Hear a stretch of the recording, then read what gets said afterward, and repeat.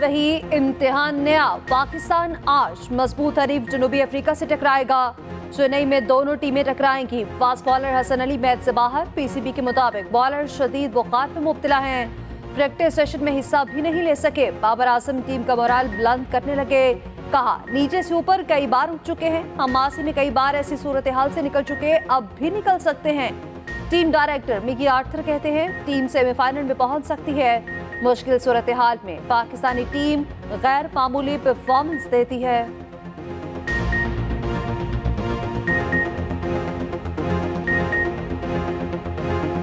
Field और अल Azizia reference में नवाज शरीफ को बड़ा रिलीफ। सजा के खिलाफ अपील का हक बहाल। इस्लामाबाद हाई कोर्ट ने फैसला सुना दिया। दौरान समाअत नैब की अपीलें बहाल करने की हिमायत।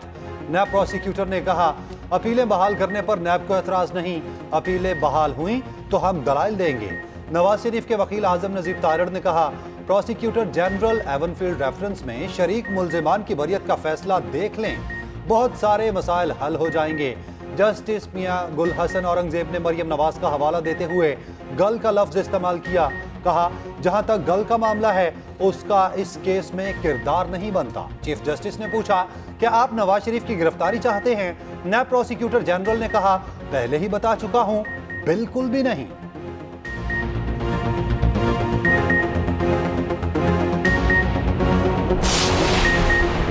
फैसला आने के बाद शहबाज शरीफ की नवाज शरीफ को मुबारकबाद। गले लगाकर खुशी का इजहार। कारकुनान की बड़ी तादाद मौजूद थी। जबरदस्त नारेबाजी। एहसन इकबाल ने हाईकोर्ट के बाहर आकर विक्ट्री का निशान बनाया।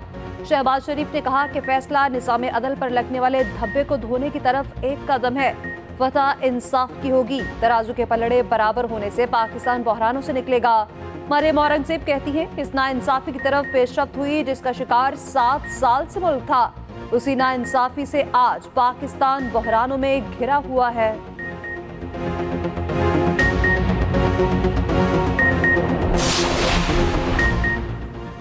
नवाज लाडले के लिए सारे रिलीफ, बाकियों के लिए सख्तियां।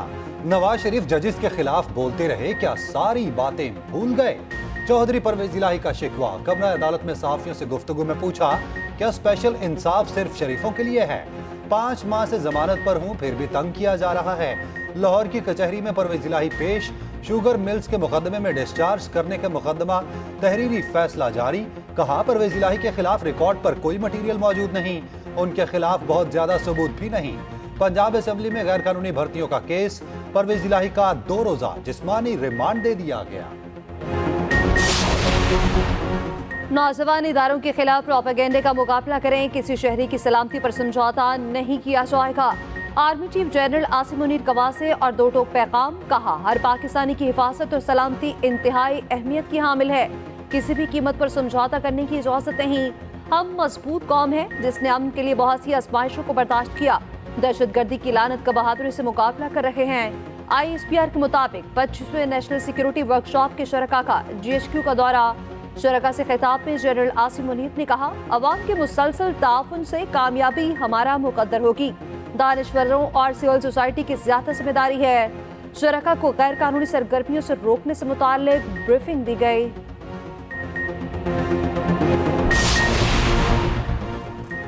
साइफर केस का ट्रायल रोकने की दरखास्त मुस्तरद। चेयरमैन PTI को शफाफ ट्रायल का हक देने की हिदायत। साइफर केस के इखराज और चेयरमैन PTI की दरखास्त जमानत पर फैसला महफूज आज सुनाया जाएगा। वकील सलमान सफदर ने दलाल दिए। 17 अक्टूबर को चालान की नकूल दी गई। 23 अक्टूबर को फर्द जुर्म आयद कर दी गई। ट्रायल कोर्ट ने गैर कानूनी काम किया। साइफर चालान का हिस्सा ही नहीं, इल्जाम था। साइफर के अल्फाज तब्दील किए गए। अब ना तो तब्दील शुदा और ना ही असल साइफर हमें फराहम किया गया। जिस तरह से फर्द जुर्म आयद किया गया, ये काबिल कबूल नहीं। साइफर केस का तो अभी से धड़न तख्ता हो गया। हमें पता ही नहीं किस चीज की बुनियाद पर फर्द जुर्म आयद की गई। ट्रायल कोर्ट ने कहा, जैसी भी दरखास्त लाएंगे मुस्तरद कर देंगे। अदालत ने पूछा, किधर लिखा है? वकील सलमान सफदर ने 17 अक्टूबर का ऑर्डर अदालत में पेश कर दिया।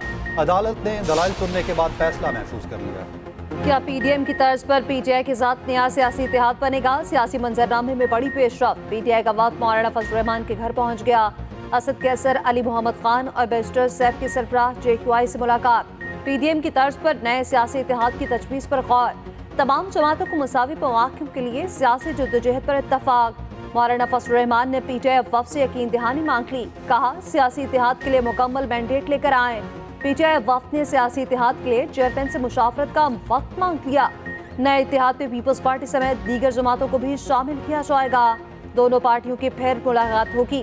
पीटीआई और जेयूआई की मुलाकात मोहम्मद अली दुरानी की कोशिशों से मुमकिन हुई।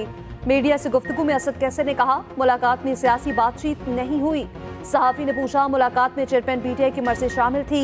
असद कैसर ने जवाब दिया हम सबकी मर्जी शामिल थी।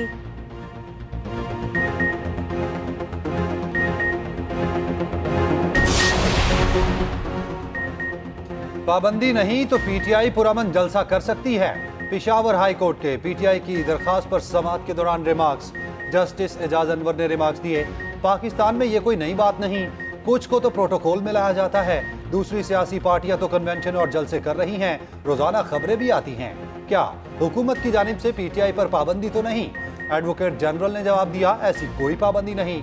जस्टिस एजाज अनवर ने कहा पाबंदी नहीं तो पुरअमन जलसे में कोई मसला नहीं। सड़कों पर जलसों की इजाजत तो हम किसी को नहीं दे सकते, किसी ग्राउंड में जलसा कर सकते हैं। कन्वेंशन या जलसे के लिए आप इंतजामिया को दरखास्त दें, अगर इजाजत नहीं मिलती तो अदालत आएं। पाकिस्तान में अमरीकी सफीर डोनाल्ड ब्लूम की निगरान वज़ीर-ए-आज़म अनवारुल हक काकर से मुलाकात। आइंदा आम इंतखाबात और इलाकाई मसाइल पर गुफ्तगू। अमरीका में आबाद होने वाले अफगान शहरियों की मुआस्सर प्रोसेसिंग पर भी बातचीत हुई।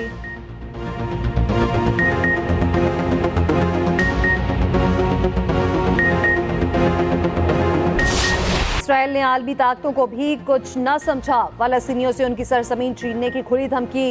गजा खाली करने का कह दिया। फलस्तीनियों को जुनूब की जानिब जाने की हिदायत। गजा में सेहत का निज़ाम मुकम्मल नाकारा।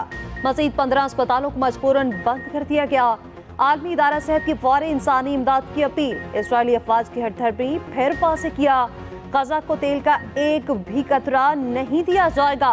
फलस्तीनी वजारत सेहत के मुताबिक इसराइली बमबारी से 900 बच्चे समेत 1600 लापता होने की इत्तलात हैं।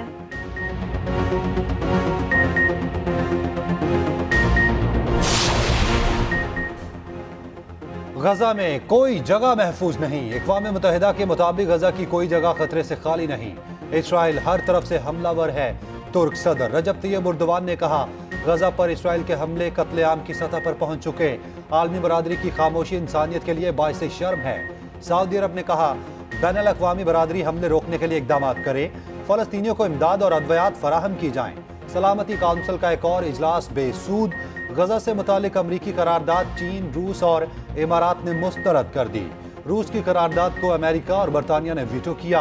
पाकिस्तान को फलस्तीन की सूरत हाल पर गहरी तशवीश। तर्जुमान दफ्तर खारजा ने कहा इसराइल फलस्तीनियों की नस्ल खुशी कर रहा है। गजा पर वहशियाना बमबारी की मज़म्मत करते हैं। तवक्को है जनरल असेंबली के इजलास में जंग बंदी पर पेशरफ्त होगी। पाकिस्तान गैर मशरूत जंग बंदी चाहता है। फलस्तीनियों के हक में दुनिया भर में रैलियां। फुटबॉल मैचेस में भी नारे बुलंद। यूएफा चैंपियंस लीग के मैच में शायकीन ने फलस्तीनी परचम लहरा दिए। टोरंटो में मिस्री गुलकार ने कॉन्सर्ट के दौरान फ्री पैलेस्टाइन के नारे लगवाए। इराकी शहरी भी मुतहद। इसराइल के लिए जाने वाले तेल के ट्रकों को रोक दिया। बरतानिया, उर्दन, ईरान समेत कई ममालिक में रैलियां।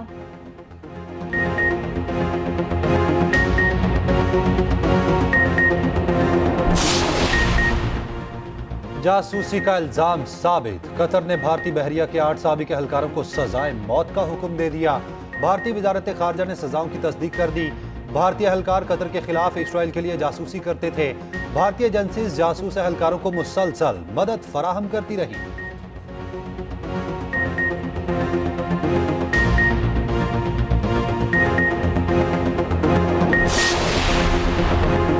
अमरीकी शहर ल्यूस्टन में खून के होले। रियासत में इनका शहर गोलियों से गूंज उठा। मुसल्लह शख्स की मुख्तलिफ मकामात पर अंधाधुंध फायरिंग। 22 अफराद हलाक, 60 से ज्यादा जख्मी हो गए। बोल्जिंग बॉलिंग क्लब, बार और डिस्ट्रीब्यूशन सेंटर में गया। खुदकार राइफल से हमले किए। शनाख्त 40 साला रॉबर्ट के नाम से हुई। मुलजिम की तस्वीर भी जारी कर दी गई। मुसल्लह सफेदफाम शख्स कत्ले आम के बाद फरार भी हो गया। अस्पतालों में इमरजेंसी नाफिज, कारोबार बंद। शहरियों को घरों में रहने की हिदायत।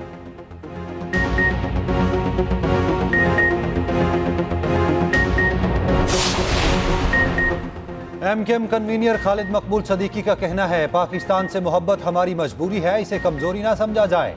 कराची में मसनूई क़यादत बिठाने की तमाम साजिशें नाकाम हो गई। हमारी सियासत अपने लोगों के लिए है, हथियार ना हमारी सकाफत है ना पहचान।